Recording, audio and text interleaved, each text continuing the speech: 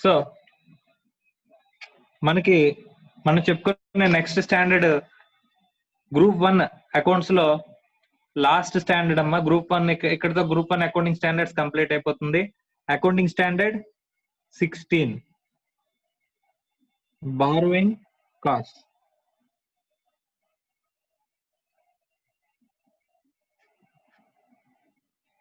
So borrowing cost అంటే ఏంటి అని చెప్పేసి చూసిన తర్వాత అసలు ఈ బారోయింగ్ కాస్ట్ ని అకౌంటింగ్ స్టాండర్డ్ లో ఎలా డీల్ చేయాలని చెప్పేసి చెప్పారు అనేది మనం మాట్లాడుకుందాము. సో నార్మల్ గా బారోయింగ్ కాస్ట్ అంటే ఏంటమ్మా? Borrowing cost is nothing but, మీకు తెలిసిందైతే కనుక మనం లోన్ తీసుకున్నాం అనుకోమ్మా, లోన్ కి అగనెస్ట్ గా మన కాస్ట్ ఏంటంటే ఇంట్రెస్ట్. సో ఆ ఇంట్రెస్ట్ అనేది జనరల్ గా మనకి బాగా తెలిసింది, ఇంట్రెస్ట్ అనేది బారోయింగ్ కాస్ట్. Okay right. ఇంకేముంటాయి సార్? సపోజ్ మనం డిబెంచర్స్ ఇష్యూ చేసాము, లేదా డిస్కౌంట్ కి బాండ్స్ ఇష్యూ చేసాము. సో అందులో మనం ఇచ్చే డిస్కౌంట్ కానీ, లేకపోతే మనం అడిషనల్ గా పే చేసే ప్రీమియం కానీ, discount or premium relating to borrowings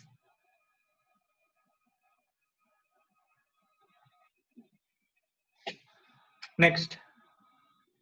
so దానికి సంబంధించిన యాన్సిలరీ ఆర్ ఇన్సిడెంటల్ కాస్ట్ ఏమైనా ఉన్నట్లయితే వాటిని కూడా ఏమంటామంటే ఇక్కడ బారోయింగ్ కాస్ట్ అంటాం.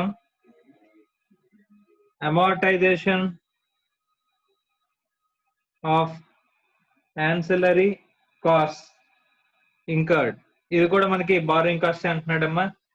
Next finance charges. సో ఆ ఫైనాన్స్ చార్జెస్ ఏదైనా ఉంటే కనుక, లోన్స్ కి అగనెస్ట్ గా ఉండే ఫైనాన్స్ చార్జెస్ ఏమైనా ఉన్నట్లయితే అవి, లేకపోతే ఫైనాన్షియల్ లీజ్ లో మనం మాట్లాడుకునే ఫైనాన్స్ చార్జెస్ ఏమైనా ఉన్నట్లయితే అది కూడా మనకి ఏమవుతుందంట ఇక్కడ బారోయింగ్ కాస్ట్ అంటున్నాడు. ఇవి కాకుండా ఒక ఆస్పెక్ట్, స్పెషల్ ఆస్పెక్ట్ గురించి మాట్లాడుతున్నాడు with respect to exchange differences. Exchange differences ని కూడా మనకి ఏమని చెప్తున్నాడమ్మా ఇక్కడ బారోయింగ్ కాస్ట్ లోకి తీసుకొస్తున్నాడు. ఆ exchange differences with respect to ఏంటి అనేది మనం తర్వాత మాట్లాడుకుందాం అమ్మా. Okay right. సో ఇవన్నీ కూడా బారోయింగ్ కాస్ట్లు అమ్మా.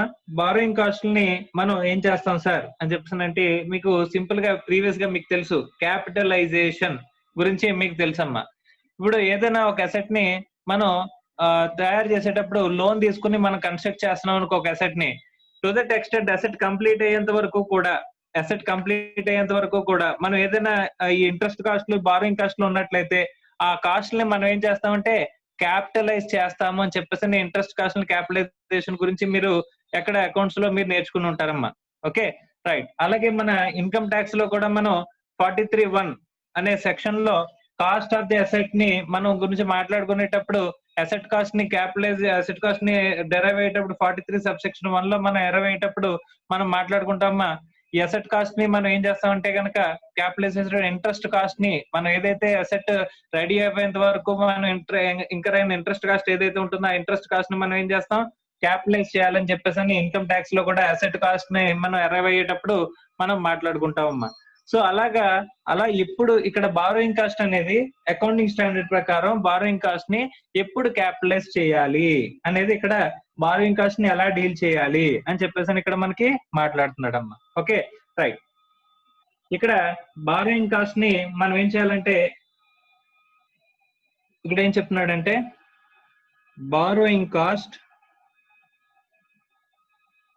ఇది ప్రిన్సిపల్ అమ్మా. ఇక్కడ ఈ స్టాండర్డ్ లో చెప్పే ప్రిన్సిపల్ గురించి మనం మాట్లాడుకుంటున్నాం. Borrowing cost which is directly related to the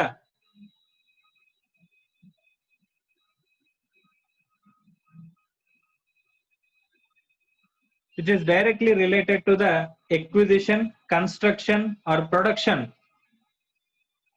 Acquisition, construction or production of qualifying asset should be capitalized. ఇది మెయిన్ ఇంపార్టెంట్ అమ్మా, should be capitalised.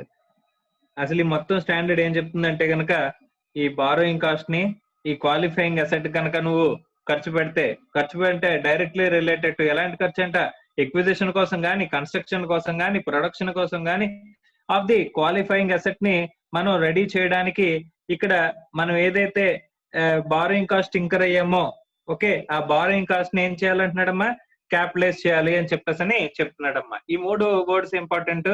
So borrowing cost ఏదైతే ఉంటుందో which is directly related to దేనికోసం, qualifying asset ని purchase చేయడం కోసం కానీ, అంటే ఎక్విజిషన్ చేయడం కోసం కానీ, కన్స్ట్రక్షన్ చేయడం కోసం కానీ, ప్రొడక్షన్ చేయడం కోసం కానీ, ఏదైతే క్వాలిఫైయింగ్ అసెట్ ని కన్స్ట్రక్షన్, ప్రొడక్షన్, ఎక్విజిషన్ చేయడానికి మనం ఈ బారోయింగ్ కాస్ట్ ఇంకర్ అవుతామో, ఆ బారోయింగ్ కాస్ట్ ఏం చేయమంటున్నాడు, క్యాపిటలైజ్ చేయండి అని చెప్పేసి చెప్తున్నాడమ్మా. Okay, right. So borrowing cost అంటే ఏంటో తెలుసు, అంటే nothing but interest cost, discount or premium, amortisation of ancillary cost, finance charges అనే finance lease or exchange differences గురించి తర్వాత మాట్లాడుకుంటామని చెప్పేసి మనం మాట్లాడుకున్నాం. సో ఇవన్నీ కూడా మనకి ఏమవుతాయి, బారోయింగ్ కాస్ట్ అని చెప్పేసి మనం మాట్లాడుకున్నాం. ఈ బారోయింగ్ కాస్ట్ ని క్వాలిఫైయింగ్ అసెట్ ఖర్చు పెడితే మనం ఏం చేయాలంటే వాటిని క్యాపిటలైజ్ చేయాలి అని చెప్పేసి చెప్పాడు. వెరీ గుడ్, చాలా బాగుంది. కానీ ఇక్కడ క్వాలిఫైయింగ్ అసెట్ అంటే ఏంటమ్మా, qualifying asset. Sir what is qualifying asset? ఇక్కడ క్వాలిఫైయింగ్ అసెట్ అంటే ఏంటో చూస్తే కనుక మనకి అక్కడ క్లారిటీ వస్తుందంట. ఏ కాస్ట్ ని క్యాపిటలైజ్ చేయాలో తెలుసు, ఏ కాస్ట్ ని ఎక్కడ క్యాపిటలైజ్ చేయాలి, ఏ అసెట్స్ కి క్యాపిటలైజ్ చేయాలి అనేది ఇప్పుడు మనం చూస్తున్నాం అమ్మా. Okay sir, what is qualifying asset అంటే కనుక an asset which takes substantial period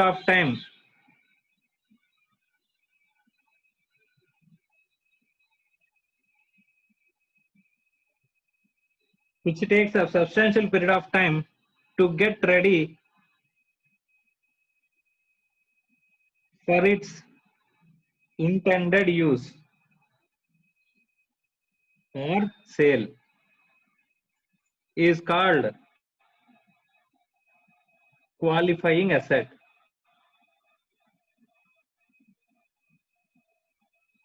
మా ప్రీవియస్ గా ఒక చోట మనం రెండు చోట్ల మనం మాట్లాడుకున్నాం అకౌంటింగ్ స్టాండర్డ్ 16 గురించి. ఒకటి అకౌంటింగ్ స్టాండర్డ్ 11 లో మనం ఎక్స్చేంజ్ డిఫరెన్సెస్ గురించి, క్యాపిటలైజేషన్ ఆఫ్ ఎక్స్చేంజ్ డిఫరెన్సెస్ గురించి అకౌంటింగ్ స్టాండర్డ్ 16 డీల్ చేస్తుంది అనుకున్నాం. అలాగే అకౌంటింగ్ స్టాండర్డ్ 2 గురించి మాట్లాడుకునేటప్పుడు ఎక్కడైతే అకౌంటింగ్ స్టాండర్డ్ 16 లో బారోయింగ్ కాస్ట్ క్యాపిటలైజేషన్ గురించి మాట్లాడుతున్నారో అక్కడ అకౌంటింగ్ స్టాండర్డ్ 2 అనేది అప్లికబుల్ కాదు అని చెప్పేసి చెప్పుకున్నాం. Accounting standard 2 does not apply in cases అని చెప్పేసి మనం మాట్లాడుకున్నాం. ఎక్కడైతే అకౌంటింగ్ స్టాండర్డ్ 16 అప్లికబుల్ అవుతుందని. అలాగే అకౌంటింగ్ స్టాండర్డ్ 10 లో కూడా సమ్ ఆఫ్ ది క్యాపిటలైజేషన్స్ గురించి వచ్చినప్పుడు అకౌంటింగ్ స్టాండర్డ్ 16 అనేది అప్లికబుల్ అవుతుందని చెప్పేసి ఒక పాయింట్ లో వస్తుందమ్మా. రైట్. సో ఇక్కడ ఏమంటున్నాడంట, క్వాలిఫైయింగ్ అసెట్ అంటే ఏంటి, అసెట్ ఏదైతే ఉందో ఆ అసెట్ అనేది ఏ asset sir, fixed asset sir, current asset? అది ఫిక్స్డ్ అసెట్ అవ్వచ్చు లేదా కరెంట్ అసెట్ అవ్వచ్చు. జాగ్రత్తగా చూడండి, ఫిక్స్డ్ అసెట్ అవ్వచ్చు లేదా కరెంట్ అసెట్ అవ్వచ్చు. Which takes substantial period of time. Sir what is substantial period of time అంటే which is more than 12 months అమ్మా. సబ్స్టాన్షియల్ పీరియడ్ ఆఫ్ టైం అంటే ఏంటి, which is more than 12 months. More than 12 months ఉన్నదాన్ని ఏమంటారంటే substantial period of time అంటారు. So ఏదైనా ఒక asset substantial period of time పడుతుంది దేనికోసం, to get ready for its intended use. అంటే ఇంటెండెడ్ యూజ్ అంటే ఇంటెండెడ్ యూజ్ ఆర్ సేల్. ఒక అసెట్ ని దేనికోసం నువ్వు అయితే రెడీ చేస్తున్నావు అంటే ఇప్పుడు ప్రొడక్షన్ లో వాడదాం అనుకుంటున్నావు, ఆ ప్రొడక్షన్ లో వాడడానికి అసెట్ ని నువ్వు పర్చేజ్ కానీ కన్స్ట్రక్షన్ కానీ చేస్తున్నావు. అది ఆ రెడీ అవ్వడానికి ఎంత టైం పడుతుందంటే మోర్ దాన్ 12 months కనుక పడుతుంది అనుకుంటే కనుక అమ్మా, ఈ మోర్ దాన్ 12 months అనేది ఏమి స్టాండర్డ్ రూల్ కాదమ్మా. సో ఇది నువ్వేమనుకుంటున్నావు అంటే సార్ ఇది ఎక్కువ టైం తీసుకుంటుంది, నీ పాలసీ ప్రకారం ఎక్కువ టైం తీసుకుంటుంది, నాట్ ద పీరియడ్ ఆఫ్, అంటే కంపెనీ పాలసీ ప్రకారం ఇక్కడ సబ్స్టాన్షియల్ పీరియడ్ అనేది 12 months ఉండవలసిన అవసరం లేదు. జస్ట్ మనకు గైడెన్స్ నోట్ లో మన అకౌంట్స్ లో ఇక్కడ గైడెన్స్ నోట్ లో ఏం చెప్పారంటే కనుక more than substantial period of time అనే దాన్ని ఇక్కడ మోర్ దాన్ 12 months అని చెప్పేసి అని మనకి డిఫైన్ చేస్తారమ్మా. కానీ మీరు కావాలనుకుంటే సబ్స్టాన్షియల్ పీరియడ్ ఆఫ్ టైం ని కావాలంటే ఏం చేసుకోవచ్చు, మార్చుకోవచ్చు. Okay right. So substantial period of time 12 months అన్నారు కదా. సో మోర్ దాన్ 12 months ఉంటే కనుక దాన్ని ఏమంటారమ్మా, substantial period of time. Right. అంటే మీ జస్టిఫికేషన్ ప్రకారం ఇది 12 months కంటే తక్కువ ఉండొచ్చు అని చెప్పేసి కనుక మీరు అనుకుంటే అక్కడ ఒక పాలసీ అనేది మీరు తీసుకుంటే అప్పుడు 12 మంత్స్ కంటే తక్కువ ఉన్నా సరే ఆ సబ్స్టాన్షియల్ పీరియడ్ ఆఫ్ టైం అవుతుంది. నార్మల్ గా అయితే కనుక ఇక్కడ అకౌంటింగ్ స్టాండర్డ్ రూల్స్ ప్రకారం అయితే కనుక మనకి సబ్స్టాన్షియల్ పీరియడ్ ఆఫ్ టైం అంటే జనరల్ గా మోర్ దాన్ 12 మంత్స్ అమ్మ. ఓకే. ఒకవేళ 12 మంత్స్ కంటే తక్కువ తీసుకున్నాను సార్ నేను, అప్పుడేం చేయాలి సార్ అంటే దానికి జస్టిఫికేషన్ అనేది మీరు ఇచ్చుకోవాలంట. యాజ్ పర్ పాలసీ ప్రకారం మీరేంటి ఒక జస్టిఫికేషన్ అనేది మీరు ఇచ్చుకోవాలి. ఇచ్చుకుంటే అప్పుడు లెస్ దాన్ 12 మంత్స్ ఉన్నా సరే దాన్ని క్వాలిఫైయింగ్ అసెట్ కింద తీసుకోవచ్చు అంట. రైట్. అసెట్ ఫిక్స్డ్ అసెట్ అయినా అవ్వచ్చు, కరెంట్ అసెట్ అయినా అవ్వచ్చు, which takes substantial period of time that is more than 12 months to get ready for its intended use. నువ్వు నిజంగా ప్రొడక్షన్ లో యూజ్ చేయాలనుకుంటే ఆ ప్రొడక్షన్ లో యూజ్ చేయడానికి కానీ, లేదా దాన్ని సేల్ చేసేద్దాం అనుకుంటే కనుక ఆ సేల్ అనేది ఇంటెండెడ్ యూస్ అనేది మేబీ సేల్ అవ్వచ్చు, ఇంటెండెడ్ సేల్ అన్న అవ్వచ్చు. సో యూజ్ చేయడానికి కానీ సేల్ చేయడానికి కానీ అయితే కనుక దాన్ని క్వాలిఫైయింగ్ అసెట్ అని చెప్పేసి అని అంటారని చెప్పేసి అని చెప్తున్నాడమ్మా. సో ఇక్కడ జాగ్రత్తగా గమనిస్తే ఒక నేనేం చేస్తున్నానంటే మిషనరీస్ అమ్ముతున్నానమ్మా. నేనేం చేస్తున్నాను, మిషనరీస్ నేనే తయారు చేసి సేల్ చేస్తున్నానంట. సార్ మిషనరీస్ నేనే తయారు చేసి సేల్ చేస్తున్నప్పుడు మిషనరీ అనేది నాకు ఏమవుతుందమ్మా, ఇన్వెంటరీ అవుతుంది. ఏంటంటే నాకు స్టాక్ కింద వస్తుందమ్మా. సో మిషనరీని తయారు చేయాలంటే కనుక సపోజ్ షిప్స్ ఉన్నాయనుకోమ్మా, మనకి బెస్ట్ ఎగ్జాంపుల్ షిప్స్ ఉన్నాయనుకోమ్మా, షిప్స్ రెడీ చేయడానికి కనీసం 1.5 years నుంచి 2 years పడుతుందమ్మా. సో కానీ షిప్ నేనేం చేస్తాను, నా అల్టిమేట్ ప్రొడక్ట్ ఏంటి, నేను షిప్స్ సేల్ చేస్తాను. సో ఆ షిప్ రెడీ అవ్వడానికి నాకు 2 years పట్టింది. ఆ షిప్ ని సేల్ చేయాలంటే కనుక 2 years పట్టింది కాబట్టి అల్టిమేట్ గా నేను షిప్ ని సేల్ చేసేస్తాను. నేనేం వాడట్లా, దాన్ని సేల్ చేసేస్తున్నాను. అది నాకేమవుద్ది, ఇన్వెంటరీ అవుతుంది. ఇన్వెంటరీ అయినా సరే అది నాకు ఎంత టైం తీసుకుంటుంది, మోర్ దాన్ 12 months అనేది టైం తీసుకుంటుంది. ఇట్ ఈస్ గెట్టింగ్ రెడీ, అంటే to get ready for the intended sale. నేను ఇంటెండెడ్ సేల్ కి రెడీ అవ్వడానికి ఎంత టైం పడుతుంది, substantial period of time that is more than 12 months అనేది పడుతుంది. అలాంటప్పుడు ఆ అసెట్ ఏమవుతుందంట, క్వాలిఫైయింగ్ అసెట్ అవుతుందంట. Right sir. అంటే ఇప్పుడు మీరు అనేది ఏంటంటే ఇన్వెంటరీని రెడీ చేయడానికి మోర్ దాన్ 12 months పట్టిన, మనకు finished goods తయారవడానికి more than 12 months పట్టిన ఆ ఫినిష్డ్ గూడ్స్ కి కూడా క్వాలిఫైయింగ్ అసెట్ అయితే ఈ బారోయింగ్ కాస్ట్ ని క్యాపిటలైజ్ చేసేటప్పుడు దానికి కూడా క్యాపిటలైజ్ చేయాలా? ఎస్. Answer is yes. అంటే ఆ షిప్ ని రెడీ చేయడానికి 2 years పడితే కనుక ఆ షిప్ ని సేల్ చేసేటప్పుడు నాకు కాస్ట్ అనేది తీసుకునేటప్పుడు అక్కడ ఆ షిప్ వాల్యూలో నేను ఏమి ఇంక్లూడ్ చేయాలి, బారోయింగ్ కాస్ట్ ని ఇంక్లూడ్ చేయాలా? ఎస్, ఇంక్లూడ్ చేయాలంట. సార్ ఎప్పటి నుంచి కాస్ట్ ని, ఆ ప్రాసెస్ అనేది ఎప్పుడైతే స్టార్ట్ చేస్తావో అప్పటి నుంచి షిప్ ఎప్పుడైతే రెడీ అవుతుందో, ready for the intended use అవుతుందో అప్పటి వరకు ఈ మధ్య పీరియడ్ ని మనం ఏమంటాం, ఈ క్వాలిఫైయింగ్ అసెట్ ఇది మధ్య పీరియడ్ మోర్ దాన్ 12 months ఉండాలంట. ఈ మోర్ దాన్ 12 months అంటే నా ఎగ్జాంపుల్ లో నేను ఎంత తీసుకున్నాను, 2 years తీసుకున్నాను అంటే మోర్ దాన్ 12 months కాబట్టి ఇక్కడ ఏమవుతుంది, ఇది క్వాలిఫైయింగ్ అసెట్. ఈ క్వాలిఫైయింగ్ అసెట్ అవుతుంది కాబట్టి దీని మీద వచ్చే బారోయింగ్ కాస్ట్ ని నేనేం చేయాలంట, క్యాపిటలైజ్ చేయాలి. సార్ దేని ప్రకారం క్యాపిటలైజ్ చేస్తాం సార్? క్యాపిటలైజ్ దేని ప్రకారం? అకౌంటింగ్ స్టాండర్డ్ 16 ప్రకారం క్యాపిటలైజ్ చేయాలి. సార్ అకౌంటింగ్ స్టాండర్డ్ 16 ప్రకారం కరెంట్ అసెట్స్ కూడా మనం ఈ క్యాపిటలైజేషన్ అప్లై చేస్తామా? ఎస్. ఎందుకంటే assets intended for use or sale అని చెప్పాడు కాబట్టి మనం యూజ్ చేసుకోవడానికి కానీ లేదా సేల్ చేయడానికి కానీ ఆ అసెట్ ని కనుక మనం మనం అసెట్ ని కనుక సబ్స్టాన్షియల్ పీరియడ్ ఆఫ్ టైం తీసుకుంటే కనుక టు గెట్ క్వాలిఫైయింగ్ అసెట్, అలాంటప్పుడు ఏమవుతుందంటే ఆ బారోయింగ్ కాస్ట్ ని మనం క్యాపిటలైజ్ చేయాల్సిన అవసరం వస్తుంది as per AS 16. Sir substantial period of time ఎవరు చెప్పారు సార్ అని చెప్పేసానంటే కనుక అక్కడ అకౌంటింగ్ స్టాండర్డ్ మనకి రూల్స్ అనేవి ఏవైతే ఉన్నాయో అకౌంటింగ్ స్టాండర్డ్ రూల్స్ లో మనకి డిఫైన్ చేస్తారంటే ఒక ఎక్స్ప్లెనేషన్ ద్వారా యాడ్ చేస్తారంటే ఏమని, సబ్స్టాన్షియల్ పీరియడ్ ఆఫ్ టైం అంటే మోర్ దాన్ 12 months. ఈ మోర్ దాన్ 12 months అనే సబ్స్టాన్షియల్ పీరియడ్ ఆఫ్ టైం కావాలంటే నువ్వేం చేసుకోవచ్చు, దాన్ని మార్చుకోవచ్చు. అంటే జస్టిఫికేషన్ ఉంటే కనుక లెస్ దాన్ 12 months కూడా సబ్స్టాన్షియల్ పీరియడ్ ఆఫ్ టైం కింద తీసుకోవచ్చు అని చెప్పేసి మనకి చెప్పారంటమ్మా. Okay right. ఈ బారోయింగ్ కాస్ట్ ని క్వాలిఫైయింగ్ అసెట్ అయితే దానికి మనం ఏం చేస్తాం, క్యాపిటలైజ్ చేస్తాం.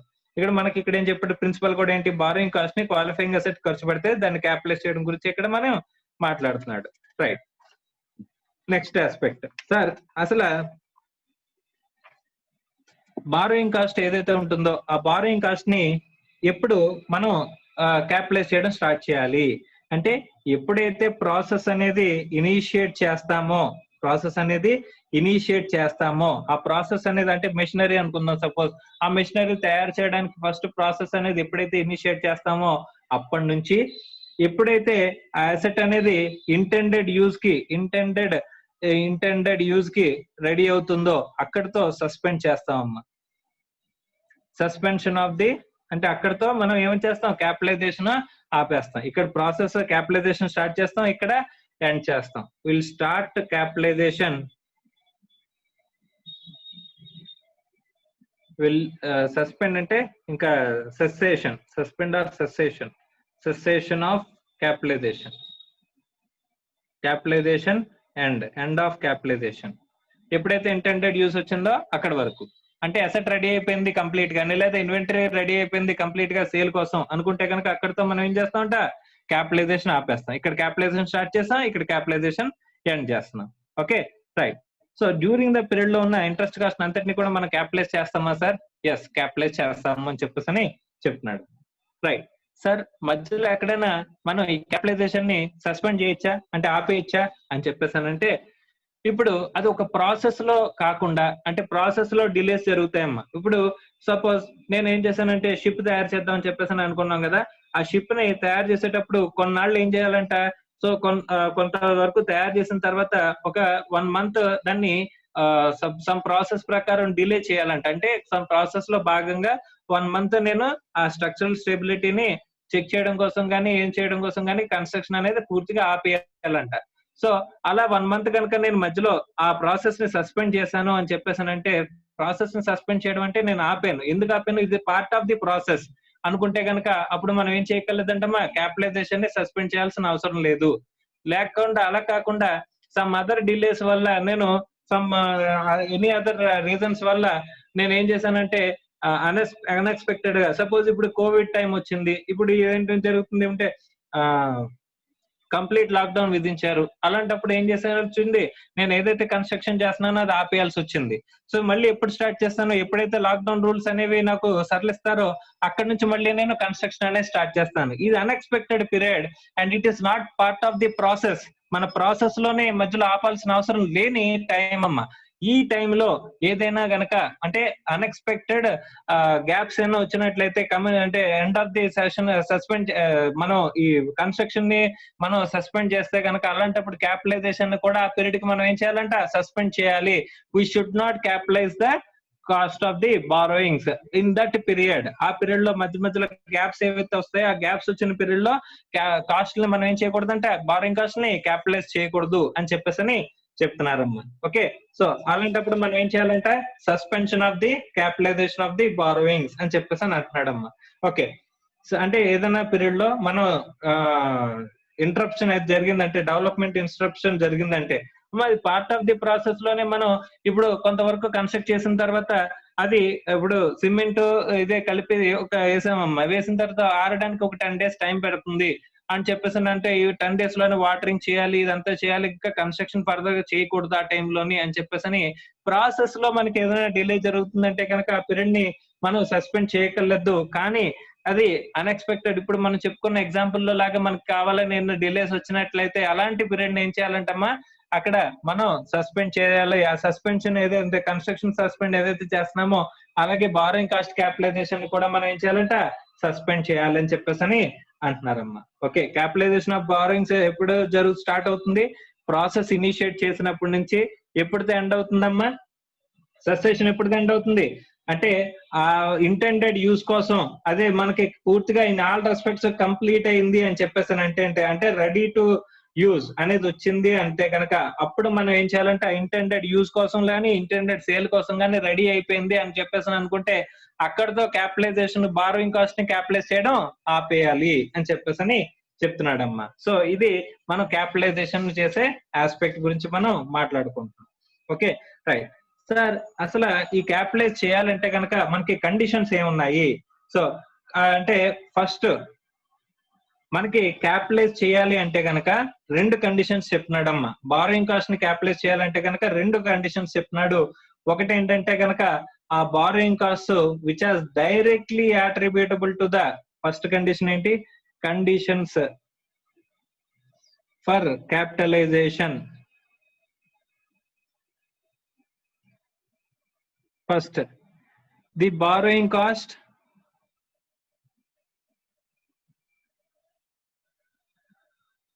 Directly attributable to acquisition, construction or production of qualifying asset are eligible for capitalization. ఆ డైరెక్ట్లీ అట్రిబ్యూటబుల్ కాస్ట్ అంటే ఒకవేళ అసెట్ రెడీ అవ్వాలంటే మనం ఈ ఖర్చు పెట్టాలి అనుకుంటే కనుక అది డైరెక్ట్లీ అట్రిబ్యూటబుల్ అమ్మా. ఓకే, ఒకవేళ ఈ ఖర్చు లేకపోతే అక్కడ ఆ లోన్ కూడా ఉండదు అని చెప్పేసి అని అనుకుంటే కనుక దాన్ని ఏమంటారు, ఒకవేళ ఖర్చు లేకపోతే ఆ లోన్ అనేది ఉండదు అని చెప్పేసి అని అనుకుంటే కనుక అది నాట్ డైరెక్ట్లీ అట్రిబ్యూటబుల్, సారీ అది డైరెక్ట్లీ అట్రిబ్యూటబుల్.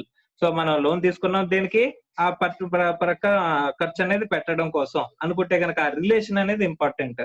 సో ఆ లోన్ అనేది దేనికి తీసుకున్నామంటే ఆ ఎక్స్పెండిచర్ ఇంకర్ అవ్వడానికి అని చెప్పేసి అని అనుకుంటే కనుక దాన్ని directly అట్రిబ్యూటబుల్ అంటారమ్మా.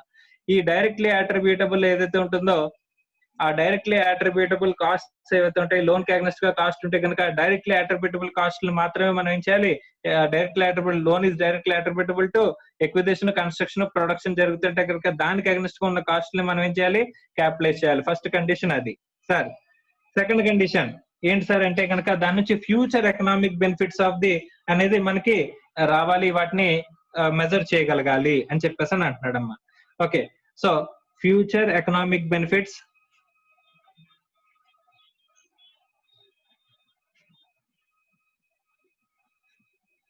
To the enterprise. So future economic benefits అనేవి రావాలి. అండ్ దాంతో పాటు ఇంకొక కండిషన్ కింద రాసుకుందాం, కాస్ట్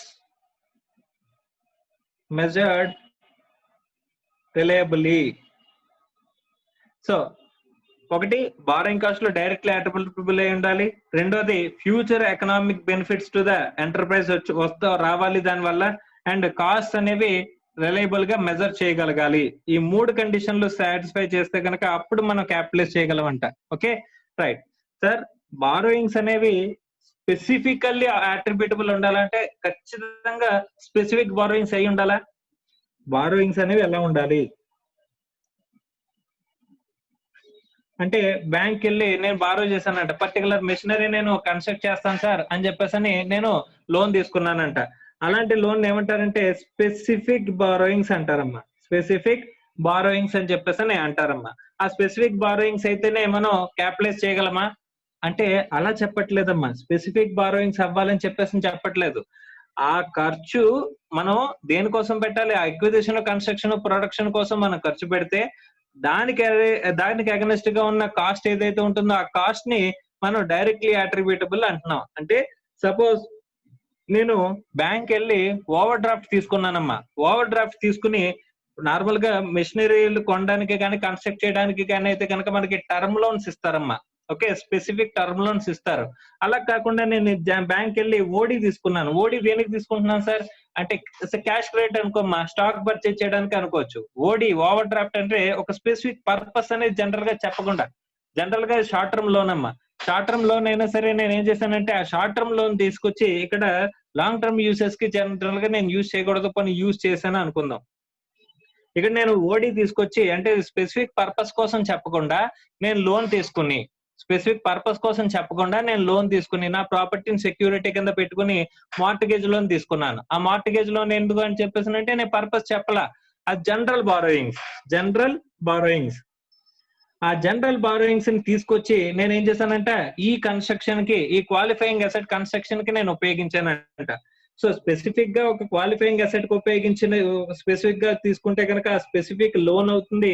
ఆ డబ్బులు తీసుకొచ్చిన క్వాలిఫైయింగ్ అసెట్ ఖర్చు పెడితే కనుక స్పెసిఫిక్ గా ఆ క్వాలిఫైయింగ్ అసెట్ కోసం కాబట్టి ఆ బారోయింగ్స్ అనే మీద వచ్చే కాస్ట్ ని మనం బారోయింగ్ కాస్ట్ కింద ఏం చేస్తాం, క్యాపిటలైజ్ చేస్తాం. ఓకే సార్, జనరల్ బారోయింగ్స్ నేను తీసుకొచ్చి ఖర్చు పెట్టాను సార్ అంటే ఈ పర్టికులర్ గా ఈ లోన్ కి నేను కాకుండా ఈ పర్టికులర్ అసెట్ అని చెప్పేసి అని చెప్పకుండా నేను లోన్ తీసుకొచ్చి ఆ లోన్ ని నేనేం చేశాను ఇక్కడ యూజ్ చేశాను అని చెప్పేసి అని అనుకుంటే కనుక దాన్ని ఏమంటారంటే జనరల్ బారోయింగ్స్ అని చెప్పేసి అని అంటారు. ఆ జనరల్ బారోయింగ్స్ మీద ఉన్న కాస్ట్ ని కూడా మనకి ఏం చేస్తారంట, క్యాపిటలైజ్ చేస్తారు అని చెప్పేసి అని చెప్తున్నారమ్మా. దాన్ని కూడా మనం ఏం చేస్తామంట, క్యాపిటలైజ్ చేస్తాము. ఎందుకంటే దీని మీద ఈ డబ్బులు కూడా తీసుకొచ్చి నువ్వు ఈ అసెట్ కి డైరెక్ట్లీ అట్రిబ్యూటబుల్ గా నువ్వు ఖర్చు పెట్టావు కాబట్టి దాని మీద వచ్చే కాస్ట్లను కూడా నువ్వేం చేసుకోవచ్చు, క్యాపిటలైజ్ చేసుకోవచ్చు అని చెప్పేసి చెప్తున్నారమ్మా. Right sir, it is very clear that specific borrowings ఉంటే కనుక దాని మీద వచ్చే కాస్ట్ ని క్యాపిటలైజ్ చేస్తామని తెలుసు.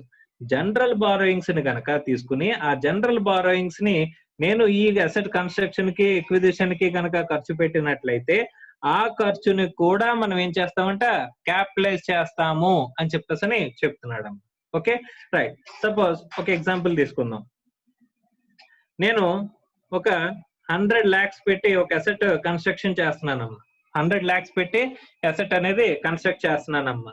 ఓకే, అందులో ఒక 60 lakhs అనేది నేను ఏం చేశానంట, 60 lakhs స్పెసిఫిక్ బారోయింగ్స్ తీసుకున్నానంట. బ్యాంక్ దగ్గరికి వెళ్ళి, సార్ నేను ఈ అసెట్ కన్స్ట్రక్షన్ చేస్తున్నాను సార్, నాకు అగనెస్ట్ గా నాకు లోన్ ఇవ్వండి సార్, ఈ మిషనరీ నేను కన్స్ట్రక్ట్ చేస్తున్నాను సార్, దానికి అగనెస్ట్ గా నాకు లోన్ ఇవ్వండి సార్ అని చెప్పేసానంటే వాడు లోన్ ఇచ్చాడంట. అది 60 lakhs స్పెసిఫిక్ బారోయింగ్స్ అనమాట. ఓకే, అయితే ఇక్కడ ఏం జరిగిందని చెప్పేసానంటే కనుక ఇక్కడ తర్వాత నేను వేరే బారోయింగ్స్ తీసుకున్నానంట. ఓకే, ఒక జనరల్ బారోయింగ్స్ ఒక 150 lakhs నేను తీసుకున్నానంట. దేనికోసం అంటే ఒక స్పెసిఫిక్ పర్పస్ చెప్పకుండా 150 lakhs నేను లోన్ తీసుకున్నానంట. అందులో ఇక్కడ ఏంటంటే ఇందులోంచి ఒక 40 lakhs తీసుకుని ఈ 40 lakhs నేను ఇక్కడ ఖర్చు పెట్టానంట. ఈ 40 lakhs నేను ఈ 100 lakhs కి కన్స్ట్రక్షన్ కి రిమైనింగ్ బ్యాలెన్స్ కింద నేను ఖర్చు పెట్టానంట. ఈ 60 lakhs అనేది స్పెసిఫిక్ బారోయింగ్స్ అయితే ఓకే, ఈ 40 lakhs అనేది ఏమవుతుందమ్మా, జనరల్ బారోయింగ్స్. ఈ జనరల్ బారోయింగ్స్ అనేవి నేను తీసుకొచ్చి టోటల్ గా కన్స్ట్రక్షన్ కి ఉపయోగించానంట. టోటల్ గా 100 lakhs పెట్టి అసెట్ ని ఖర్చు పెట్టానంట. ఇప్పుడు ఈ 60 lakhs కి స్పెసిఫిక్ గా ఒక 12% రేట్ అనుకో, at the rate of 12% cost అనుకో. ఆ 12% కాస్ట్ ని మనం తీసుకుంటాం. ఆ 12% కాస్ట్ కి మనం ఏం చేస్తామంటే ఇప్పుడు 60 lakhs into 12% అని చెప్పేసానంటే ఎంతైతే కాస్ట్ అవుతుందో ఆ కాస్ట్ ని బారోయింగ్ కాస్ట్ కింద తీసుకుని మనం క్యాపిటలైజ్ చేసుకోవచ్చు. కానీ జనరల్ బారోయింగ్స్, ఇలాంటి జనరల్ బారోయింగ్స్ నా దగ్గర ఇంకో 100 lakhs తీసుకున్నాను, 100 lakhs at the rate of 12%, ఈ 150 lakhs at the rate of 13%. ఇలా నేను జనరల్ బారోయింగ్స్ అనేవి తీసుకుని నేనేం చేశానంటే అందులో 40 lakhs తీసుకుని నేను ఇక్కడ ఖర్చు పెట్టానంట. అలాంటప్పుడు ఇలా స్పెసిఫిక్ కాకుండా ఇవన్నీ కూడా జనరల్ బారోయింగ్స్ తీసుకున్నాను, జనరల్ బారోయింగ్స్ తీసుకుని అందులో 40 lakhs నేను ఈ అసెట్ కి ఖర్చు పెట్టాను అని చెప్పేసి కనుక అనుకున్నట్లయితే అప్పుడు ఏం చేయాలంట, ఇక్కడ ఏం చేయాలంటే ఈ జనరల్ బారోయింగ్స్ ఏవైతే ఉంటాయో ఆ జనరల్ బారోయింగ్స్ కి సంబంధించిన ఇక్కడ నేను ఏం చేయాలంటే వెయిటెడ్ యావరేజ్ బారోయింగ్ కాస్ట్ ని కనుక్కోవాలంట. వెయిటెడ్ యావరేజ్ బారోయింగ్ కాస్ట్ ని కనుక్కోవాలంట. అంటే ఇక్కడ ఈ 40 lakhs జనరల్ గా ఈ 100 lakhs నుంచి తీసుకుని వాడుకున్నావో 150 lakhs నుంచి తీసుకుని వాడుకున్నావో మనకు తెలియదు. కాబట్టి ఇక్కడ ఏం చేస్తామంటే టోటల్ గా లోన్స్ ఏవైతే తీసుకున్నావో జనరల్ బారోయింగ్స్ ని, ఆ జనరల్ బారోయింగ్స్ కి వెయిటెడ్ యావరేజ్ కాస్ట్ అనేది క్యాలిక్యులేట్ చేసి ఆ కాస్ట్ ని యావరేజ్ కాస్ట్ అనేది క్యాలిక్యులేట్ చేసి యావరేజ్ కాస్ట్ ని ఇక్కడ మనం తీసుకుంటాం. యావరేజ్ కాస్ట్ అనేది మనకి ఇక్కడ 40 lakhs మీద ఇది తీసుకుంటాం, అప్లై చేస్తాం. యావరేజ్ రేట్ ఏదైతే ఉంటుందో యావరేజ్ రేట్ ఇక్కడ మనం అప్లై చేస్తాం అని చెప్పేసి చెప్తున్నాడమ్మా. సో ఫస్ట్ ఏం క్యాలిక్యులేట్ చేయాలి, యావరేజ్ రేట్ అనేది ఇక్కడ క్యాలిక్యులేట్ చేయాలి. అంటే ఈ టోటల్ గా 100 lakhs అయినా 150 lakhs అయినా మనకి యావరేజ్ ఎంత కాస్ట్ పడుతుంది, యావరేజ్ ఎలా వస్తుందండి అంటే కనుక టోటల్ బారోయింగ్స్ ఎంత ఇక్కడ 250 lakhs. ఓకే, దీని మీద కాస్ట్ ఎంత 12 lakhs. ఈ 150 into 13% అంటే దీని మీద కాస్ట్ ఎంత అని చెప్పేసానంటే కనుక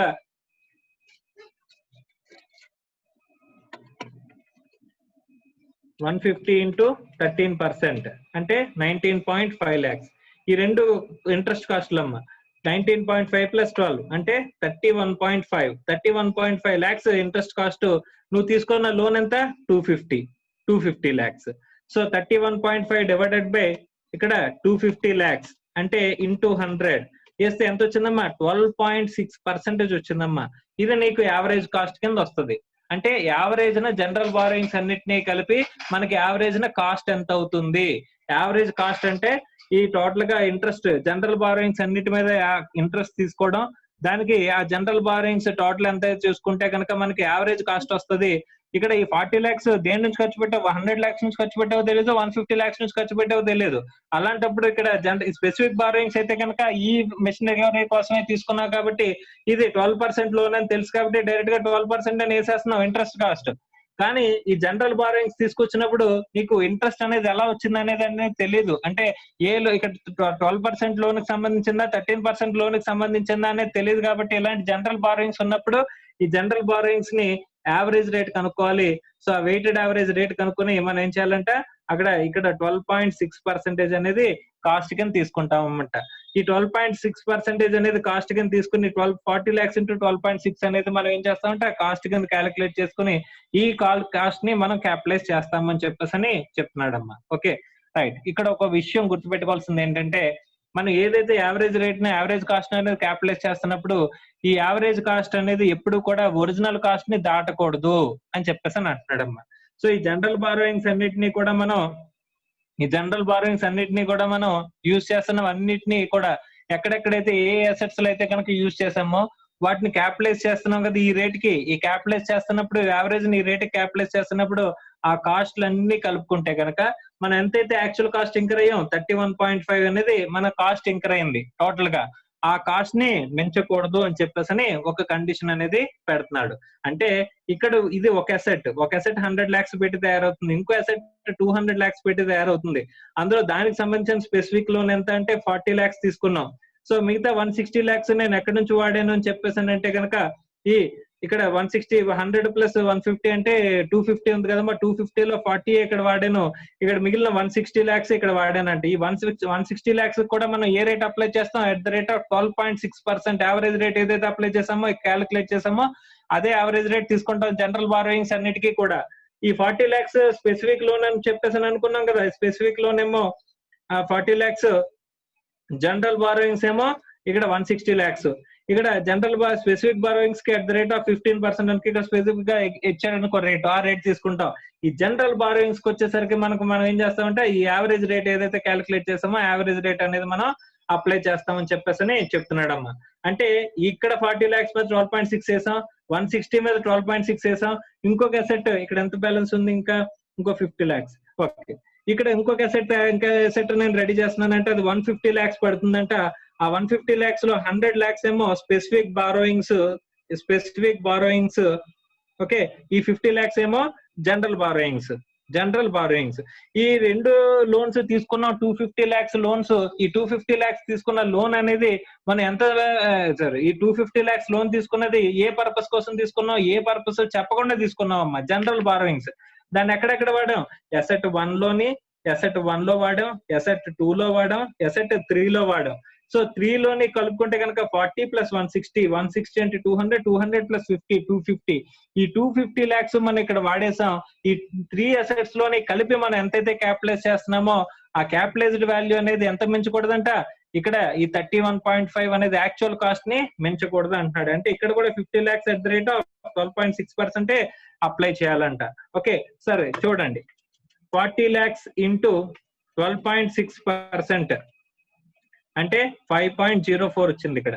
ఓకే, సో ఇక్కడ 160 lakhs into 12.6% అంటే 20.16 వచ్చింది. ఇక్కడ 50 lakhs into 12.6% అంటే 6.3 వచ్చింది. అంటే ఈ మూడు కూడా కాస్ట్లు, బారోయింగ్ కాస్ట్లు క్యాపిటలైజ్ చేసే వాల్యూస్ అమ్మా. సో ఈ క్యాపిటలైజ్ చేసే వాల్యూస్ అన్ని కలిపితే ఎంత దాటకూడదు, 31.5 దాటకూడదు అని చూద్దాం. 5.04 plus 20.16 plus 6.3. సో ఎంత వచ్చింది, 31.5 వచ్చింది. అంతకు మించకూడదు అని చెప్పేసి ఒకవేళ మనం ఏదైనా తప్పుగా వేస్తామేమో అని చెప్పేసి నేను చెప్తున్నాడు. ఈ జనరల్ బారోయింగ్స్ యొక్క కాస్ట్ అనేది మనం ఏదైతే ఉంటుందో ఆ కాస్ట్ అనేది యావరేజ్ రేట్ ని క్యాలిక్యులేట్ చేస్తాం కాబట్టి ఇక్కడ ఓవరాల్ ఎక్స్పెన్సెస్ ఏదైతే ఉంటుందో ఆ కాస్ట్ అనేది మించకుండా మీరు క్యాపిటలైజ్ చేయాలి అని చెప్పేసి చెప్తున్నాడు అమ్మా. Okay right. So this is with respect to specific borrowings అయితే మనం ఎలా క్యాపిటలైజ్ చేస్తాం, జనరల్ బారోయింగ్స్ అయితే మనం ఎలా క్యాపిటలైజ్ చేస్తాం అనేది మనకి చెప్పిన పాయింట్ అమ్మా. Okay right. ఎప్పుడు కమెంట్స్ చేయాలి సార్ అని చెప్పేసానంటే కనుక, సార్ ఎప్పుడు కమెంట్స్ చేయాలి, మనం ప్రాసెస్ ఇనిషియేట్ చేసాం, అసెట్ స్టార్ట్ చేసాం, ఇక్కడ అసెట్ ని ప్రాసెస్ అనేది స్టార్ట్ చేసాం. సార్ ఇమీడియట్ గా ఇక్కడ నుంచి క్యాపిటలైజేషన్ స్టార్ట్ అయిపోతుందా, అసలు నువ్వు లోన్ అంటూ తీసుకుంటే కనుక లోన్ నేను తీసుకున్నది ఇంతకు ముందు అంటే ఇక్కడ సపోజ్ ఇక్కడ స్టార్టింగ్ డేట్ వచ్చేసరికి 1/4/2020 నేను ప్రాసెస్ కమెంట్స్ చేశానమ్మా. కానీ లోన్ తీసుకోవడం వచ్చేసరికి నేను 1 March 2020 తీసుకున్నానంట లోన్ టేకెన్ డేట్. సార్ ఇప్పుడు ఎప్పటి నుంచి క్యాపిటలైజేషన్ స్టార్ట్ అవుతుందండి అంటే ఎసెట్ ప్రాసెస్ ఎప్పుడైతే స్టార్ట్ అయిందో అక్కడ నుంచి అమ్మా. అలా కాకుండా నేను లోన్ తీసుకున్నది 1/5/2020 అనుకోమ్మా, అప్పుడు క్యాపిటలైజేషన్ ఎప్పటి నుంచి స్టార్ట్ అవుతుందమ్మా, అదే ప్రాసెస్ ఇనిషియేట్ చేసింది 1/4/2020 లోన్ తీసుకున్నదేమో 1/5/2020 అంట. అలాంటప్పుడు ఎక్కడ నుంచి స్టార్ట్ అవుతుందమ్మా? ఎప్పుడైతే బారోయింగ్ కాస్ట్ అనేది స్టార్ట్ అవుతుందో అక్కడ నుంచి మనకి ఇక్కడ ఏమంటారు క్యాపిటలైజేషన్ అనేది స్టార్ట్ అవుతుంది. బారోయింగ్ కాస్ట్ క్యాపిటలైజేషన్ అనేది స్టార్ట్ అవుతుంది అని చెప్పేసి అని చెప్తున్నాడు అమ్మ. సో ఎక్కడైతే ప్రాసెస్ ఇనిషియేట్ చేయడం కంటే ముందే లోన్ తీసుకుంటే ప్రాసెస్ ఇనిషియేట్ చేయడం దగ్గర నుంచి, అదే లోన్ కనుక మనం ప్రాసెస్ ఇనిషియేట్ చేసిన తర్వాత తీసుకుంటే లోన్ తీసుకున్నప్పటి నుంచి ఉన్న ఇంట్రెస్ట్ కాస్ట్ ను మనం ఏం చేయాలంట? క్యాపిటలైజ్ చేయాలి అని చెప్పేసి అని అంటున్నాడు. అల్టిమేట్ గా మనం చూసుకుంటే మనం క్యాపిటలైజ్ చేసే వాల్యూ మన ఇంట్రెస్ట్ కాస్ట్ ని మించకూడదు అని చెప్పేసి అని మనకి అర్థం అవ్వాలి. రైట్? సో ఎప్పుడు క్యాపిటలైజేషన్ ఎప్పుడు చేయాలంటే కండిషన్స్ చూస్తాం. ఎక్కడితో స్టార్ట్ చేయాలనుకున్నాం, ఎక్కడితో ఎండ్ చేయాలో కూడా చూసాం. ఎక్కడితో ఎండ్ చేయాలమ్మా? ఇంటెండెడ్ యూజ్ ఆర్ సేల్, అంటే ఆ యూజ్ చేయడానికి కానీ సేల్ చేయడానికి కానీ ఎప్పుడైతే రెడీ అయిపోతుందో అసెట్, అక్కడితో మనం ఏం చేయాలంట? ఆ క్యాపిటలైజేషన్ ని సస్పెషన్ చేయాలి, అంటే ఎండ్ చేసేయాలి. సార్ మధ్యలో ఎక్కడైనా సస్పెండ్ చేయాల్సిన అవసరం వస్తుందా అని చెప్పేసి అంటే కనుక ఇక్కడ మధ్యలో సస్పెండ్ చేయాల్సి వస్తుంది. ఎప్పుడు? అక్కడ part of the process delay కాకుండా, పార్ట్ ఆఫ్ ది ప్రాసెస్ లో వచ్చే డిలే కాకుండా నార్మల్ గా డిలేస్ జరిగితే కనుక ఎక్కడైనా నార్మల్ గా కావాలని అంటే అసెట్ ని సమ్ అదర్ రీజన్స్ వల్ల లైక్ లాక్డౌన్ లేకపోతే కొన్ని పరిస్థితుల వల్ల ఒక లీగల్ నోటీసెస్ వచ్చి ఆపేయడము అలాంటివి చేస్తే గనక, అలాంటి లీగల్ నోటీసెస్ వచ్చాయి, కోర్టు నోటీసెస్ ఇచ్చింది, అక్కడితో కన్స్ట్రక్షన్ ఆపేయండి అని చెప్పింది, లేదా ఇంటర్మ్ ఆర్డర్ ఇచ్చింది, ఆపమని చెప్పేసి స్టే ఇచ్చింది. స్టే ఇస్తే కనుక అప్పుడు మనం ఖచ్చితంగా ఆపేయాలి. ఆపేసినప్పుడు ఒక 6 months ఆపేయాల్సి వచ్చింది. అలాంటి 6 months పీరియడ్ కి మనం ఏం చేస్తాం? ఆ క్యాపిటలైజేషన్ కూడా మనం కన్స్ట్రక్షన్ ఆపేసాం కాబట్టి ఆ క్యాపిటలైజేషన్ కూడా మనం ఏం చేస్తామంటే సస్పెండ్ చేస్తామంట. సో అలాంటి సస్పెన్షన్ అనేది చేస్తాము. బారోయింగ్ కాస్ట్ ని క్యాపిటలైజ్ చేయకుండా సస్పెండ్ చేస్తాం. అలా కాకుండా పార్ట్ ఆఫ్ ది ప్రాసెస్ లో డిలే జరిగితే గనక, అంటే మనం కొంతవరకు కన్స్ట్రక్షన్ చేసిన తర్వాత అది కొంచెం పార్ట్ కంప్లీట్ అవ్వడానికి మనం ఏం చేయాలంటే ఒక 1 month డిలే చేయాల్సిన అవసరం వస్తుంది అనుకుంటే కనుక, పార్ట్ ఆఫ్ ది ప్రాసెస్ లో వచ్చే డిలే కాబట్టి మనం ఏం చేయాలంట ఆ పీరియడ్ లో మనం సస్పెండ్ చేయాల్సిన అవసరం లేదు అని చెప్పేసి చెప్తున్నారమ్మా. Okay, right sir. ఇక ఈ స్టాండర్డ్ లో ఇదే ఫైనల్ ఇది కంప్లీటెడ్ అనమాట. ఓకే, ఈ స్టాండర్డ్ కంప్లీట్ అయిపోతుంది. ఇంకొక పాయింట్ మనం వదిలేసింది ఏంటంటే ఈ ఎక్స్చేంజ్ డిఫరెన్సెస్ గురించి ఒకటి మనం మాట్లాడుకోవాలి. ఎక్స్చేంజ్ డిఫరెన్సెస్ గురించి మాట్లాడుకుంటే ఇక్కడ ఈ స్టాండర్డ్ కంప్లీట్ అయిపోతుంది. సో కానీ దానికంటే ముందు డిస్క్లోజర్స్. సార్ ఈ స్టాండర్డ్ లో మనం డిస్క్లోజర్స్ ఏం చేయాలి అని చెప్పేసి అంటే కనుక, ఒకటి accounting policy adapted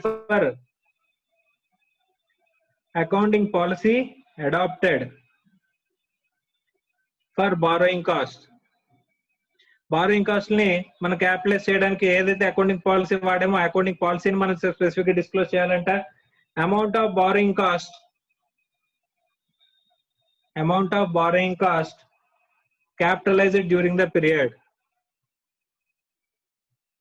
during the period లో నువ్వు ఎంత కాస్ట్ ని క్యాపిటలైజ్ చేసావు, బారోయింగ్ కాస్ట్ ని, ఈ రెండు కూడా నువ్వేం చేయాలంటే సపరేట్ గా డిస్క్లోజ్ చేయాలని చెప్పేసి చెప్తున్నాడు అమ్మా. డిస్క్లోజర్ రిక్వైర్మెంట్స్ లో అకౌంటింగ్ స్టాండర్డ్ డిస్క్లోజర్స్ లో ఈ రెండు ఇంపార్టెంట్ అని చెప్పేసి మనకి చెప్పాడమ్మా.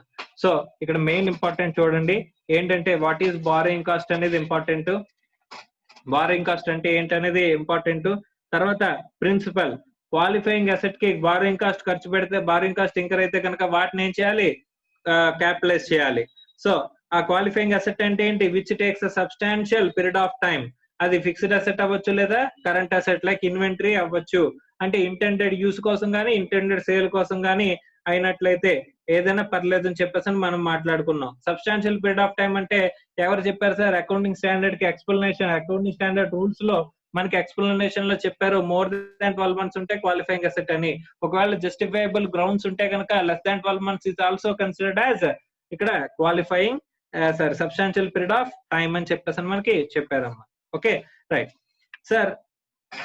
ఇక్కడ మనకి ఎప్పుడు స్టార్ట్ చేస్తాం సార్ క్యాపిటలైజేషన్ అంటే కనుక, ప్రాసెస్ ఎప్పుడైతే ఇనిషియేట్ చేసామో ఆ క్యాపిటలైజేషన్ అంటే కన్స్ట్రక్షన్ కోసం, ప్రొడక్షన్ కోసం, లేకపోతే ఇంటెండెడ్ యూజ్ కోసం ఎప్పుడైతే ప్రాసెస్ ఇనిషియేట్ చేసాం అప్పుడు కానీ, దానికంటే ముందు లోన్ తీసుకుంటే కనుక దానికంటే ముందు లోన్ తీసుకున్న ప్రాసెస్ ఇనిషియేట్ చేసినప్పటి నుంచి, ప్రాసెస్ ఇనిషియేట్ చేసిన తర్వాత లోన్ తీసుకుంటే ఎప్పుడైతే లోన్ తీసుకుంటున్నాం అప్పటి నుంచి మనం కమెన్స్మెంట్ ఆఫ్ ది క్యాపిటలైజేషన్ అనేది స్టార్ట్ అవుతుంది. రైట్.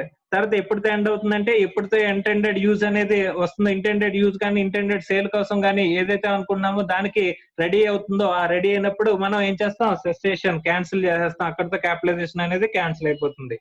సార్ మధ్యలో ఎక్కడైనా సస్పెండ్ చేయాల్సిన అవసరం ఉంటుందా అంటే అంటే sorry, part of the delays కాకుండా ఇంకా ఏదైనా అన్ఎక్స్పెక్టెడ్ డిలేస్ ఉన్నట్లయితే ఆ గ్యాప్స్ ని మనం ఏం చేయాలంట, ఇక్కడ ఆ గ్యాప్స్ లో సస్పెండ్ చేయాలని చెప్పేసి మనకి చెప్తున్నారమ్మా. క్యాపిటలైజేషన్ సస్పెండ్ చేయాలంట. కండిషన్స్ ఫర్ క్యాపిటలైజేషన్ ఇప్పుడు క్యాపిటలైజ్ చేయాలని చెప్పేసి అంటే కనుక ఏ కండిషన్ సాటిస్ఫై చేస్తే క్యాపిటలైజ్ చేస్తానంటే ఆ కాస్ట్ డైరెక్ట్లీ అట్రిబ్యూటబుల్ అయి ఉండాలి, దానివల్ల ఫ్యూచర్ ఎకనామిక్ బెనిఫిట్స్ వస్తూ ఉండాలి, కాస్ట్ ని మనం రిలయబుల్ గా మెజర్ చేస్తూ ఉండాలి. ఈ 3 కండిషన్లు సాటిస్ఫై చేస్తే క్యాపిటలైజేషన్ అనేది చేస్తాం అనుకున్నాం. తర్వాత బారోయింగ్స్ అనేవి ఎన్ని రకాలంటే స్పెసిఫిక్ బారోయింగ్స్, జనరల్ బారోయింగ్స్ అనుకున్నాం. అదే స్పెసిఫిక్ బారోయింగ్స్ అయితే కనుక స్పెసిఫిక్ గా ఆ బారోయింగ్స్ అసెట్ కి సంబంధించినవి కాబట్టి డైరెక్ట్ గా వాటి కాస్ట్ అనేది యాడ్ చేసేస్తాం. అలా కాకుండా జనరల్ బారోయింగ్స్ అయితే కనుక మనం ఎన్నైతే జనరల్ బారోయింగ్స్ అనేవి తీసుకున్నామో ఆ టోటల్ జనరల్ బారోయింగ్స్ యొక్క యావరేజ్ కాస్ట్ అనేది క్యాలిక్యులేట్ చేస్తాం. అదే వెయిటెడ్ యావరేజ్ కాస్ట్ అనేది క్యాలిక్యులేట్ చేస్తాం. అంటే టోటల్ ఇంట్రెస్ట్ తీసుకుని interest divided by total loan. అంటే ఇక్కడ 12 ఇక్కడ 100 lakhs general borrowings, 150 lakhs general borrowings అంటే ఇక్కడ 12 lakhs ఇంట్రెస్ట్, ఇక్కడేమో 150 lakhs 19.5 ఇంట్రెస్ట్, టోటల్ అంతా 31.5 ఇంట్రెస్ట్ అంట. 31.5 డివైడెడ్ బై 250 lakhs మనం జనరల్ బారోయింగ్స్ ఉన్నాయి. అంటే కనుక ఎఫెక్టివ్ ఇంట్రెస్ట్ రేట్ అంతా అని చెప్పేసి అంటే 12.6 అవుతుంది. ఈ 12.6 ఎక్కడెక్కడ అప్లై చేస్తాం సార్? అసెట్ 1 కి యూజ్ చేసాం, అసెట్ 2 కి యూజ్ చేసాం, అసెట్ 3 కి యూజ్ చేసాం ఈ జనరల్ బారోయింగ్స్ ని. సో కాబట్టి వాటన్నిటికీ కూడా మనం ఏం చేస్తాం, 12.6 తీసుకున్నాం 3 అసెట్లని తయారు చేయడానికి కూడా ఈ జనరల్ బారోయింగ్స్ వాడాం కాబట్టి. సో ఈ జనరల్ బారోయింగ్స్ కాస్ట్ మనం ఎఫెక్టివ్ రేట్ అనేది ఇక్కడ తీసుకున్నాం, క్యాలిక్యులేట్ చేస్తాం కాబట్టి ఆ రేటే తీసుకున్నాము. ఇక్కడ ఉన్న ఒకే ఒక పాయింట్ ఏంటంటే ఈ జనరల్ బారోయింగ్స్ వాడినప్పుడు ఈ ఎఫెక్టివ్ రేట్ అనేది తీసుకున్నప్పుడు, ఎఫెక్టివ్ యావరేజ్ రేట్ అనేది తీసుకున్నప్పుడు ఇక్కడ ఎంతైతే మనం క్యాపిటలైజ్ చేసామో ఆ వాల్యూ ఎంతకు మించకూడదని చెప్పేసి చెప్తున్నాడమ్మా. మన ఇంకర్ అయిన యాక్చువల్ కాస్ట్ ఏదైతే ఉంటుందో ఆ కాస్ట్ ని మించకూడదని చెప్పేసి అని అంటున్నాడు. అంటే ఇక్కడ యాక్చువల్ కాస్ట్ ఏంటి, 31.5. ఇది మించకూడదు మన ఎగ్జాంపుల్ లోని. రైట్. ఇది స్పెసిఫిక్ బారోయింగ్స్, జనరల్ బారోయింగ్స్ వాటి క్యాపిటలైజేషన్ గురించి పాయింట్ అమ్మా. రైట్. నెక్స్ట్ ఇంపార్టెంట్ ఆస్పెక్ట్ ఇప్పుడు మనం మాట్లాడుకునేది exchange differences.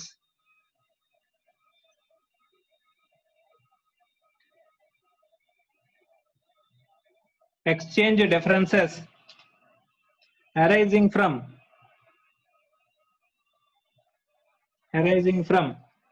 foreign currency borrowings to the extent that they are regarded as adjustment to the interest cost అని చెప్పేసి అని అంటున్నాడు. సో ఇది కొంచెం ఇంపార్టెంట్, జాగ్రత్తగా చూడాలి. దీనికి ఒక ఎగ్జాంపుల్ తీసుకుందాం. ఆ ఎగ్జాంపుల్ ని బేస్ చేసుకుని మనం చూద్దామమ్మా. ఓకే, మీ మెటీరియల్లో పేజ్ నెంబర్ 277 లో మీకు ఒక ఎగ్జాంపుల్ ఇచ్చాడమ్మా. ఏంటని చెప్పేసానంటే కనుక ఆ ఎగ్జాంపుల్ చదువుతాను, చూడండి.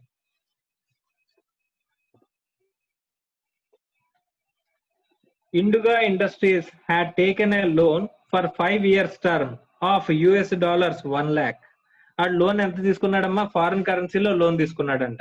ఓకే, ఇక్కడ చూద్దాం, ఈ టర్మ్స్ రాస్తున్నాను. $1 lakh లోన్ తీసుకున్నాడంట. Okay, on 1st April 2013 for a specific project at an interest rate of 5%. $1 lakh ఎంత రేట్ కి? ఎట్ ద రేట్ ఆఫ్ 5% కి మనం లోన్ తీసుకున్నాము. Okay, right. On 1/4/2013. Okay, per annum. Okay, payable annually in ఈ 5 equal instalments. 5 equal instalments లో మనం repay చేస్తామంట. Equal instalments లో మనం రీపే చేస్తామంట. ఓకే, రీపే చేద్దాం. On 1/4/2013, exchange rate between the currencies was 45 per US dollar. ఈ 1/4/2013 $1 equals to ఎంత ఉందంట? 45 rupees ఉందంట. Okay, exchange rate as at 31st March 2014 is 48 per US dollar. Okay, 31st March 2014 financial year ending నాడు $1 equals to ఎంత చెప్తున్నాడు 48 per US dollar అని చెప్పాడు. Okay, next the corresponding amount have been borrowed by Indigo Industries in local currency at an interest rate of 11% per annum as on 1/4/2013 అని చెప్పేసి అని అంటున్నాడు అమ్మా. జాగ్రత్తగా గమనించండి, ఇదే 1/4/2013 నాడు ఇది యుఎస్ నుంచి బారోయింగ్ చేసాం, బారోయింగ్ ఇన్ యుఎస్ డాలర్స్ లో కనుక మనం బారో చేస్తే కనుక అదే బారోయింగ్ 1/4/2013 ఇండియాలో బారో చేసినట్లయితే అది ఏ రేట్ దగ్గర ఇంట్రెస్ట్ అంటే 11% రేట్ దగ్గర మనం ఏం చేసేవాళ్ళం అంట, బారోయింగ్ చేసేవాళ్ళం అంట. ఇక్కడ 11% దగ్గర బారో చేసేవాళ్ళం, కానీ ఇక్కడ ఎంత ఇదేందమ్మా 5% దగ్గర మనం బారో చేసాము. ఇక్కడ యుఎస్ నుంచి మనం ఇచ్చేసాం కాబట్టి. సార్, యుఎస్ దగ్గర నుంచి మనం బారో చేసినప్పుడు ఇంట్రెస్ట్ కాస్ట్ ఎంత అయింది? Interest cost in US dollars లో మనకి ఇంట్రెస్ట్ కాస్ట్ ఎంత అయింది అని చెప్పేసాను అంటే కనుక ఫస్ట్ ఇయర్ ఎండ్కి ఇంట్రెస్ట్ వేస్తాం. ఇప్పుడు మనం ఫస్ట్ ఇయర్ ఎండ్కి ఇంట్రెస్ట్ వేసినప్పుడు ఇంట్రెస్ట్ ఎంత అవుతుంది? $1 lakh ఇంటూ ఎంతమ్మా 5% అంటే ఎంత? $5,000. ఇంట్రెస్ట్ కాస్ట్ ఎంత నాకు? $5,000. Interest cost in rupees, Indian rupees ఎంత అవుతుందమ్మా? ఇది $5,000 ఇంటూ ఆ రోజున మనం ఏ రోజున పే చేస్తాం? 31st March 2014 పే చేస్తాం. పే చేస్తే కనుక ఆ రోజున ఇక్కడ డాలర్ వాల్యూ ఎంత ఉంది? 48 రూపీస్. నేను పే చేసేది ఎప్పుడు కూడా ఫస్ట్ ఇయర్ ఎండ్కే కదమ్మా పే చేస్తాను ఇంట్రెస్ట్. కాబట్టి 1/4/2013 నుంచి 31st March 2014 వరకు అయిన ఇంట్రెస్ట్ ఎంత అంటే ఇక్కడ $5,000, దాని మీద 48 రూపీస్ నాటు నేను పే చేస్తాను. అంటే ఎంత అవుతుంది? $5,000 ఇంటూ 48 అంటే ఎంత? 2,40,000 రూపీస్ నాకు కాస్ట్ అంట. Actual interest cost in rupees, ఎంత అయిందమ్మా? 2,40,000 అయిందంట. Right. At the end of the period వచ్చేసరికి 31st March 2014 వచ్చేసరికి జనరల్ గా మనం బారోయింగ్స్ అంటే ఇదేమిటమ్మా? మానిటరీ ఐటమే కదా. మానిటరీ ఐటమ్స్ ని మనం ఏం చేస్తాం? వాల్యుయేషన్ చేస్తాం. Valuation as on the balance sheet date restatement అని అకౌంటింగ్ స్టాండర్డ్ 11 లో మాట్లాడుకున్నాం అమ్మా.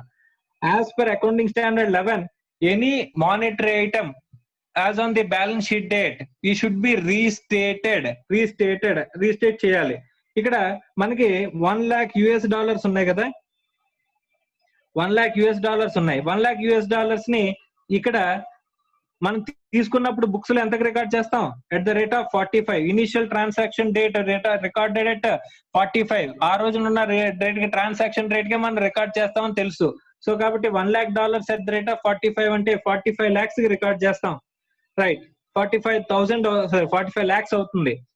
ఇది 1/4/2013 కి మీ బుక్స్ లో మీరు రికార్డ్ చేసుకున్నది లోన్ ఎంత తీసుకున్నారంటే 45 lakhs అని చెప్పేసి తీసుకుంటాం.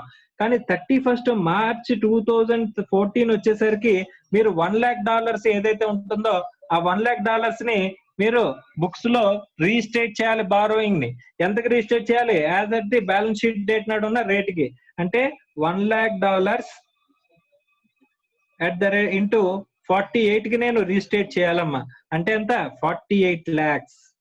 అంటే ఇక్కడ exchange difference, foreign exchange loss అనేది నేను ఎంత బుక్ చేయాలి? ఇక్కడ ఈ గ్యాప్ ఎంత ఉందమ్మా? 45 lakhs 48 lakhs కి డిఫరెన్స్ ఎంత? 3 lakhs. ఎంత ఉంది? 3 lakhs. ఎక్స్చేంజ్ డిఫరెన్స్ ఏంటంట?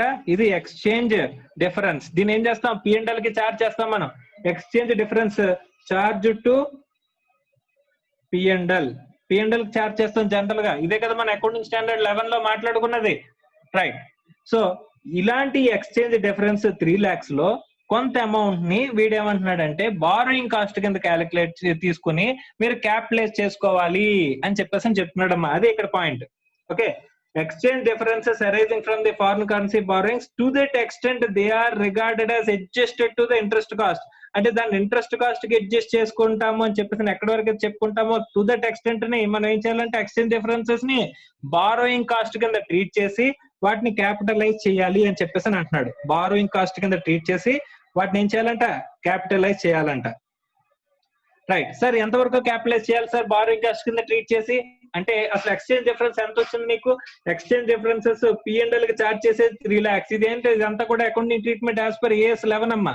AS 11 ట్రాన్సాక్షన్ ని రికార్డ్ చేసేటప్పుడు మనం transaction accounting for foreign currency transactions ని మనం రికార్డ్ చేసేటప్పుడు మనం ఏం మాట్లాడుకున్నాం అంటే AS 11 ప్రకారం ట్రాన్సాక్షన్ 1/4 లోన్ ఎప్పుడైతే తీసుకున్నాం అక్కడ నుంచి ఇక్కడ 31st March కి రీస్టేట్ చేస్తాం అనుకున్నాం. రీస్టేట్మెంట్ చేసిన తర్వాత పీరియడ్ అక్కడ ఎంతైతే లాస్ వస్తుందో అక్కడ ఎక్స్చేంజ్ డిఫరెన్సెస్ ని మనం P&L కి చార్జ్ చేస్తాం అంటున్నాడు. ఇక్కడ మొత్తం P&L కి చార్జ్ చేయొద్దు అంటున్నాడు వీడు.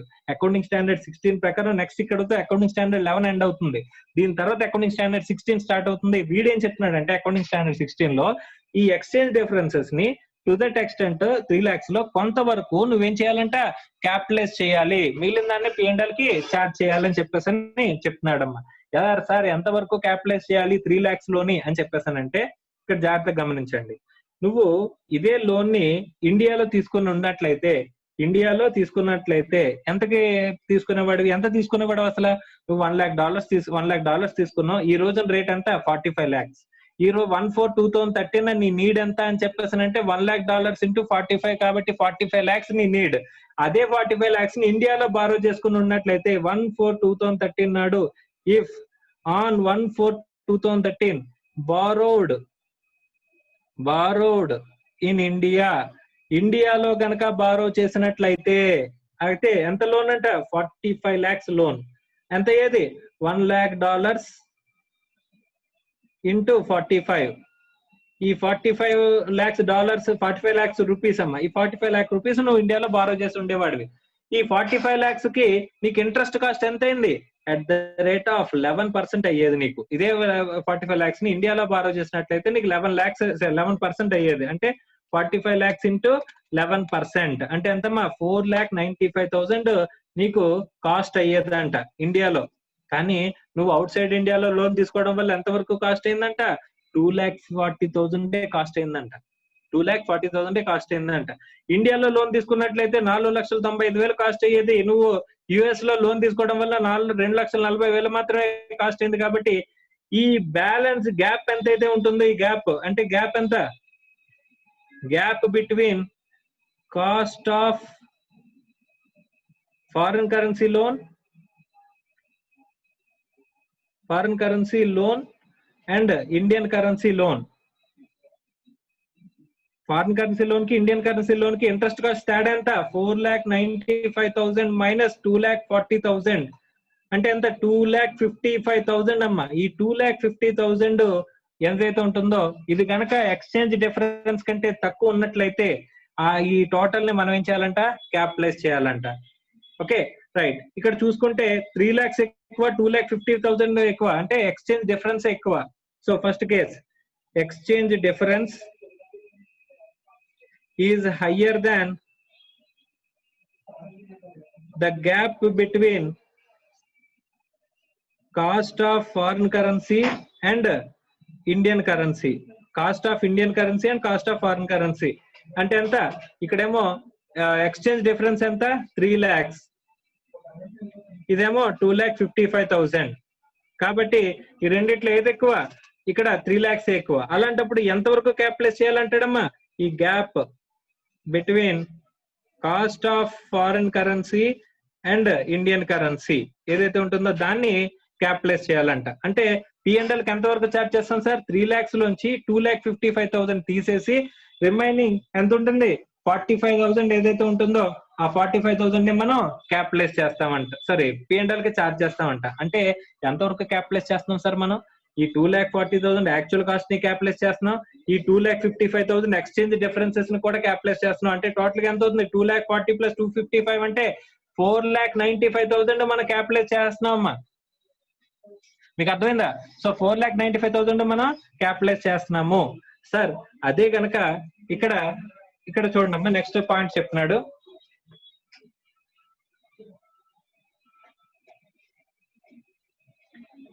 ఇక్కడ నెక్స్ట్ పాయింట్ చూడండి. In the above example if the interest rate of the local currency borrowing is assumed to be 13% instead of 11% అంటున్నాడమ్మా. ఒకవేళ ఈ లోకల్ కరెన్సీ బారోయింగ్స్ ని 13% తీసుకున్నట్లయితే అని చెప్పేసి అని అంటున్నాడు. సో లోకల్ కరెన్సీలో లోన్ ఎంత అయ్యేదమ్మా? లోకల్ కరెన్సీలో currency loan if local currency loan 1/4/2013 మనం గనక లోన్ తీసుకున్నట్లయితే, లోకల్ కరెన్సీలో లోన్ తీసుకున్నట్లయితే మనకి ఎంత అయ్యేది? 45 lakhs లోన్ అయ్యేదమ్మా. సో 45 lakhs లోన్ అయ్యేది కాబట్టి మనకి దీని మీద ఇంట్రెస్ట్ రేట్ ఎంత? 13% ఇంట్రెస్ట్ రేట్ అంట. సో 45 lakhs ఇంటూ 13%, 45 lakhs ఇంటూ 13% అంటే ఎంత అయ్యేదమ్మా? 5,85,000 మనకి కాస్ట్ అయ్యేదంట. సారీ, 45 lakhs ఇంటూ 13%, 5,85,000 మనకి కాస్ట్ అయ్యేదంటమ్మా. Okay, right.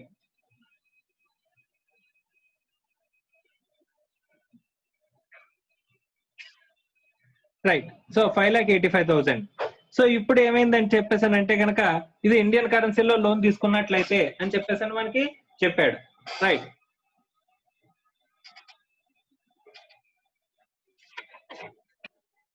ఇప్పుడు చూడండి, ఇప్పుడు gap between the cost of foreign currency and Indian currency check చేద్దాం. Gap between cost of foreign currency and Indian currency, cost of Indian currency.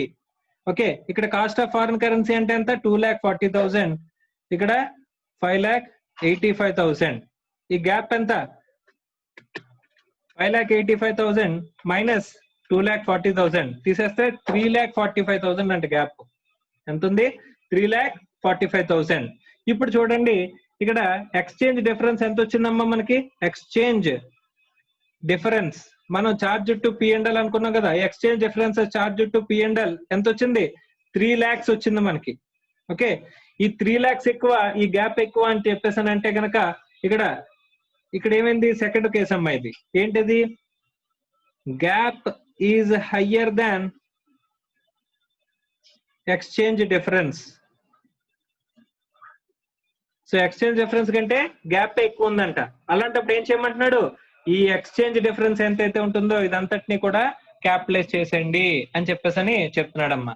So exchange differences ని మొత్తం కూడా మనం క్యాపిటలైజ్ చేసేయమండి అని చెప్పేసి మనకి మాట్లాడుతున్నాడు. Right.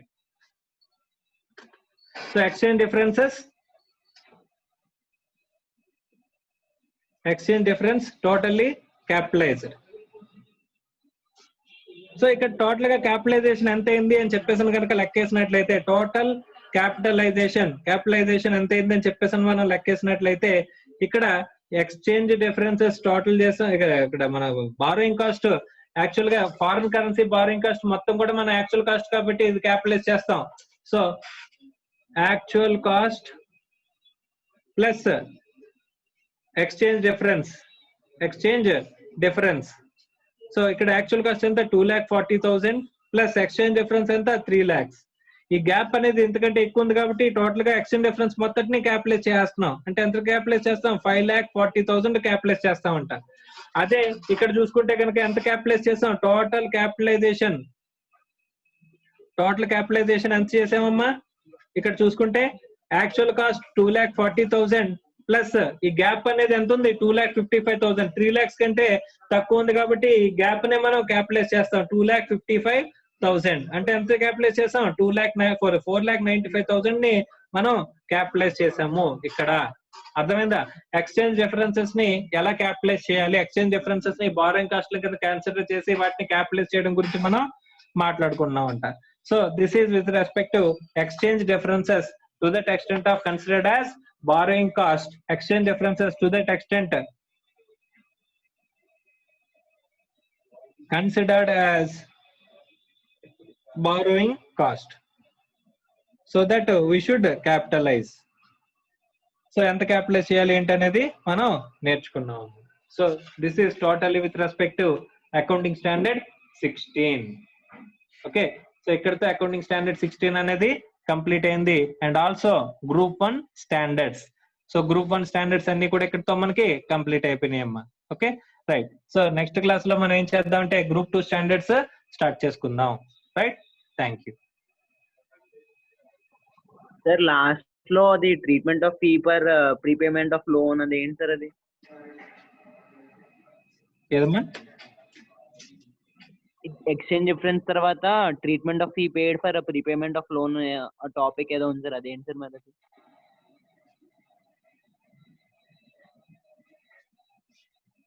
prepayment fee paid for the liquidating high cost debt or availing low cost debt in substitution of high cost debt can be capitalized అంటున్నాడు అదమ్మా. Sir